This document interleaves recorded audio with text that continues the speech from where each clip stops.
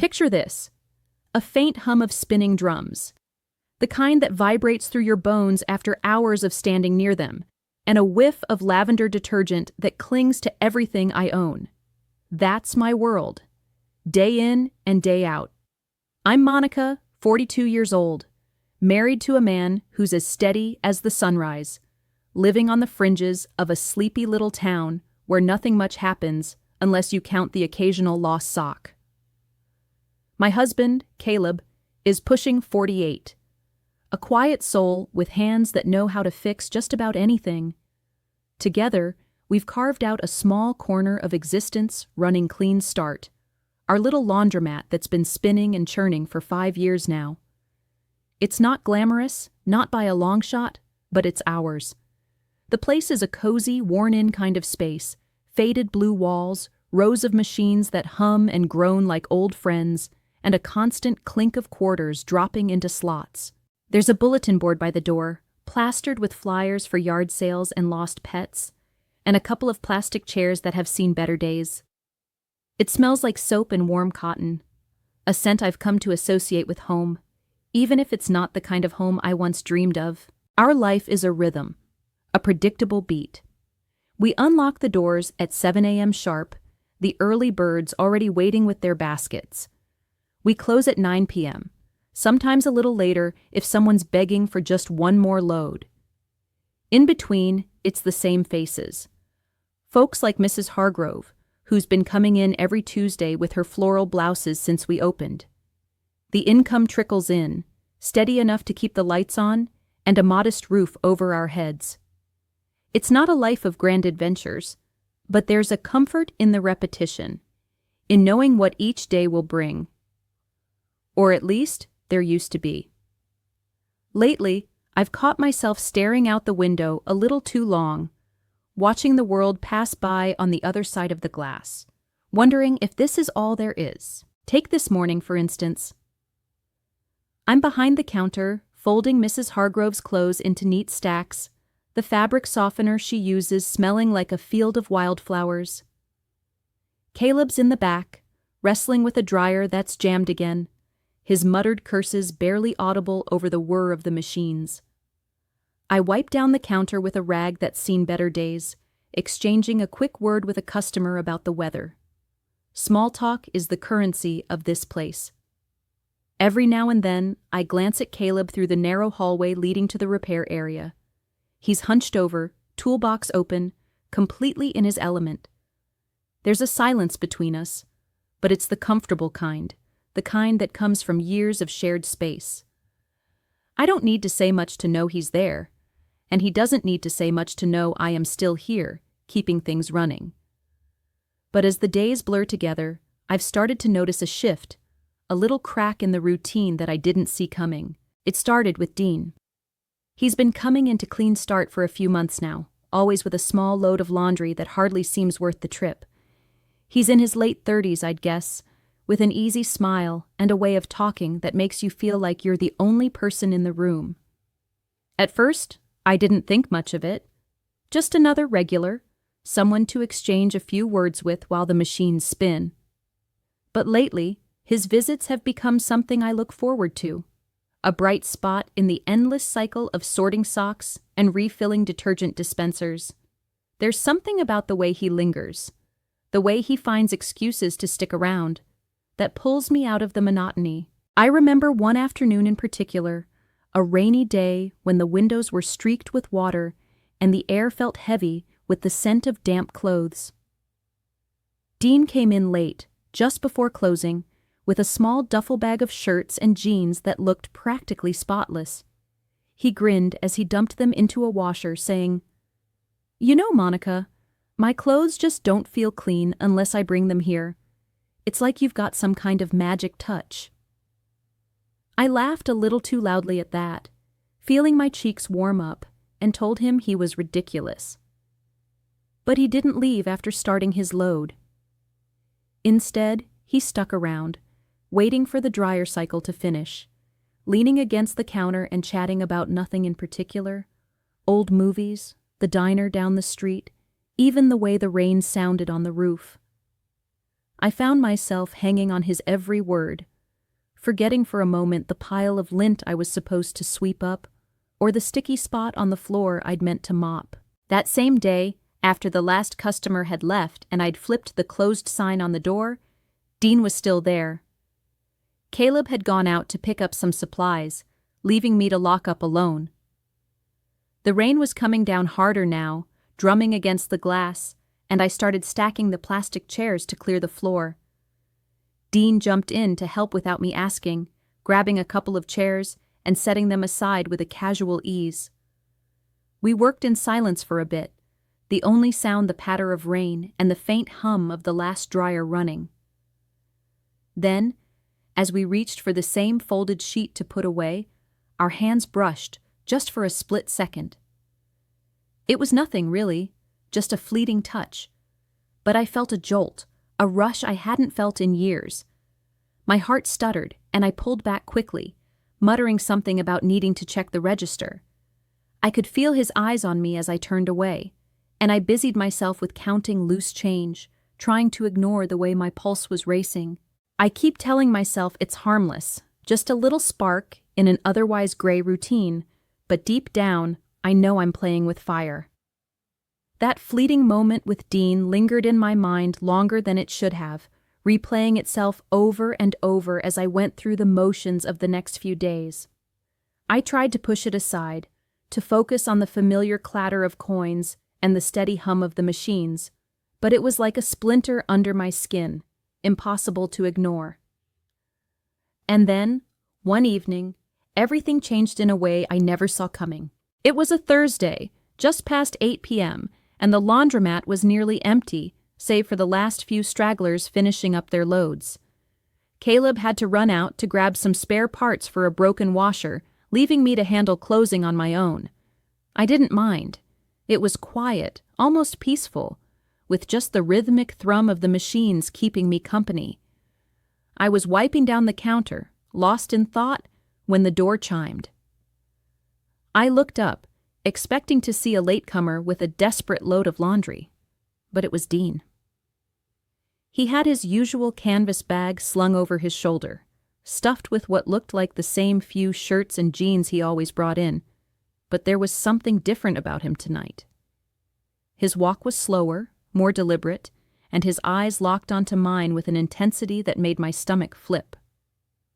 The fluorescent lights above us flickered for a moment, casting brief shadows across his face, and I felt the air in the room shift, like the pressure before a storm. "Hey, Monica," he said, his voice low, almost a murmur, as he set the bag down by a washer but didn't open it. "Thought I'd swing by. Looks like I caught you at the right time." I managed a small smile, trying to keep things light, but my voice came out shakier than I intended when I replied, "Yeah, just winding down. You're cutting it close, though." He didn't laugh, didn't break eye contact, just stepped closer, the space between us shrinking with every heartbeat. I leaned back against one of the washing machines, feeling the vibrations pulse through me, steady and insistent, like a drumbeat I couldn't escape. The hum filled the silence, thick and heavy, and I could smell the faint mix of his cologne and the ever-present detergent in the air. Dean moved in even closer, close enough that I could feel the warmth of him, and then his hand brushed against my thigh, light at first, testing. My breath caught and I froze, every nerve in my body screaming at me to step back, to say something, anything, to stop this. But I didn't. His touch lingered, firmer now, and he leaned in, his voice a whisper against my ear. "It smells like you here, not detergent." Those words hit me like a shockwave, unraveling every shred of restraint I had left. In that moment, I gave in. I let myself fall into the pull of it, betraying Caleb right here in the place we built together. It was quick, almost silent, pressed against the machine with its relentless rhythm seeming to urge us on. It felt surreal, like I was watching myself from outside my own body. But in that fleeting instant, it felt utterly right, like something I'd been starving for without even knowing it. When it was over, just as fast as it had started, I straightened my clothes with trembling hands, my heart slamming against my ribs. Dean stepped back, a knowing smile curling at the corner of his mouth, and without a word, he grabbed his bag, still unopened, and headed for the door. "See you around, Monica," he said, casual as ever, before disappearing into the night. I stood there, rooted to the spot, the machine still humming behind me as if nothing had happened. My mind was a storm of exhilaration and guilt, crashing against each other in waves. Part of me reveled in the thrill, in the rush of feeling alive for the first time in years. But another part of me was horrified, sick with the weight of what I'd done. How could I face Caleb after this? How could I look myself in the mirror without seeing the betrayal etched into every line of my face? The next morning, I wake up to a silence that feels heavier than usual. It's not just the quiet of the early hour before the world stirs. It's a silence that presses down on me, thick and suffocating. I roll over in bed, expecting to hear Caleb's steady breathing or the faint clink of him getting coffee ready in the kitchen. But there's nothing. I sit up, rubbing the sleep from my eyes, and glance at the empty spot beside me. He's already up, or maybe he never came to bed at all. My stomach twists as I pull on a worn sweater and shuffle out to the living room, half expecting to find him there with a mug in hand, ready to head to clean start like always. But he's not there either. The house feels like a shell, hollowed out, and I can't shake the feeling that something's off, something I can't quite name. When I finally see him, he's already at the door, keys in hand, staring out at the gray dawn like he's waiting for something, or someone. He doesn't turn to look at me, doesn't say a word, not even a grunt of acknowledgement. "Morning," I mumble, my voice sounding small and brittle in the stillness, but he just nods, barely, and steps outside. I follow him, my sneakers scuffing against the pavement as we walk the short distance to the laundromat. The air between us is a wall, invisible but unyielding, and I keep stealing glances at him, searching for any sign of what's going through his head. His face is a mask, unreadable, his jaw set tight like he's biting back words he doesn't want to say. I tell myself it's nothing, that he's just tired or preoccupied with a repair job, but deep down, a gnawing paranoia starts to take root. Does he know? Could he possibly suspect what happened last night? No, that's impossible. I covered my tracks, didn't I? I push the thought away, burying it under layers of forced calm, but it keeps clawing its way back up. We unlock the doors to clean start, the familiar jingle of the bell above the entrance sounding sharper somehow, like a warning. The laundromat feels different today, smaller, like the faded blue walls are inching closer with every breath I take.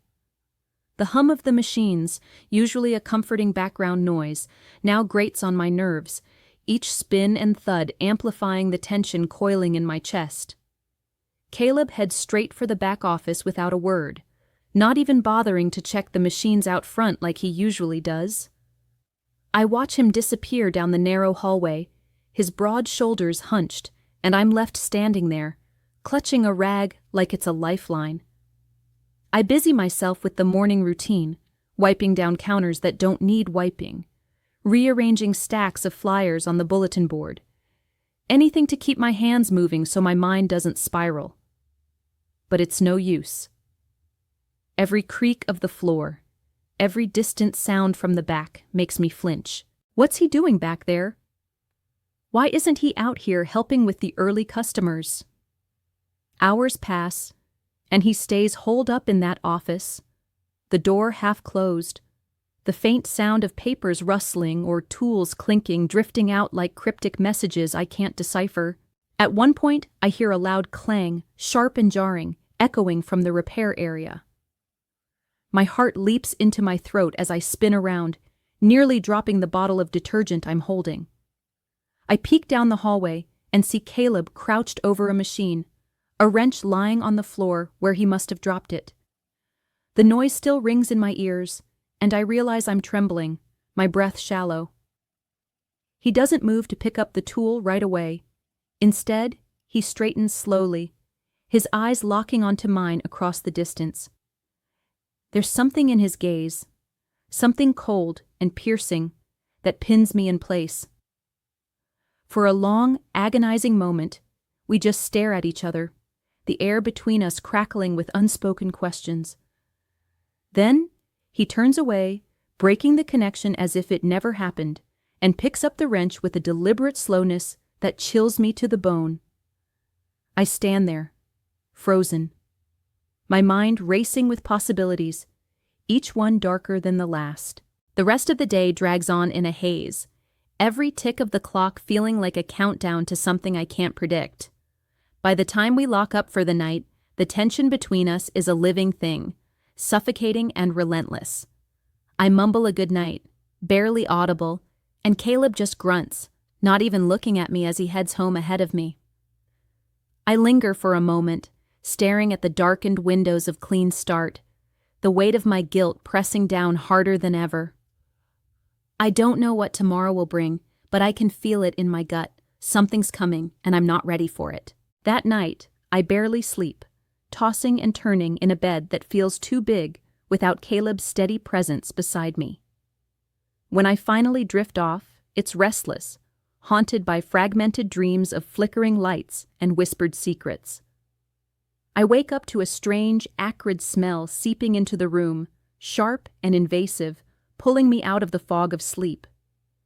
My eyes snap open, heart already pounding, as I register the distant wail of sirens cutting through the pre-dawn stillness. I bolt upright, the sheets tangled around my legs, and glance at the clock. 4:37 a.m. The space beside me is still empty, cold to the touch, and a sick dread settles in my chest. Something's wrong. Terribly wrong. I throw on a jacket over my pajamas, my hands shaking as I fumble with the zipper and grab my keys. The air outside is biting, thick with the scent of smoke, and my stomach churns as I realize it's not just in my head. It's real. I drive toward Clean Start, the streets eerily quiet except for the occasional flash of red and blue lights in the distance. My grip on the steering wheel is so tight my knuckles are white, and every worst-case scenario plays out in my mind like a horror movie I can't stop watching. As I turn the corner onto our street, my breath catches in my throat. There, where our little laundromat should be, is a scene of devastation. Fire trucks line the block, their lights pulsing like a heartbeat, casting stark shadows across a crowd of onlookers huddled in the early morning chill. I slam on the brakes, barely parking the car before I'm out the door, my sneakers hitting the pavement with a frantic rhythm. The smell of smoke is overwhelming now, stinging my eyes and clogging my throat as I push through the small crowd, desperate to see for myself. What I find stops me dead in my tracks. Clean Start is gone. Reduced to a skeleton of charred beams and ash, the building is unrecognizable. The rows of machines that hummed with life just hours ago are twisted, blackened husks, their metal warped from the heat. The front window, the one I've cleaned 1,000 times, is shattered, jagged edges glinting in the flickering light of the fire trucks. Piles of burnt fabric litter the ground, the once familiar scent of warm cotton replaced by a bitter, suffocating stench that makes me gag. I can't move, can't think, as I take in the ruins of everything we built. My knees feel weak, like they might give out at any moment, but I force myself to stay upright, my eyes scanning the wreckage for some kind of explanation, some shred of hope that this isn't real. That's when I see it. On the one wall still standing, amidst the soot and debris, there's a message scrawled in black paint, the letters uneven but deliberate. Now you're free, but with what? My heart stops, a cold sweat breaking out across my skin as the words sink in. I know instantly who wrote them. Caleb. This wasn't an accident, wasn't some random act of nature. He did this. He burned it all down, every last piece of our life together, in the dead of night. My mind flashes to the security cameras we installed a few years back, wondering if they caught anything, if there's proof of what I already know in my gut. But it doesn't matter now. The damage is done, and I'm left standing in the ashes of everything I thought I knew.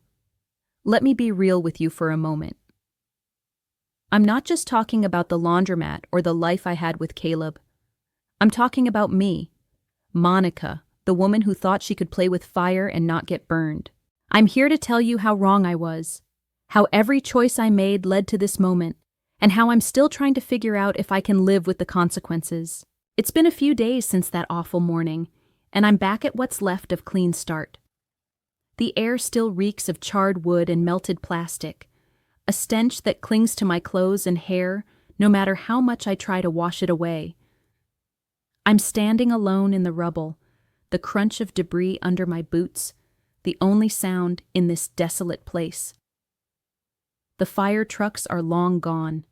The crowd of gawkers has moved on to the next small-town tragedy.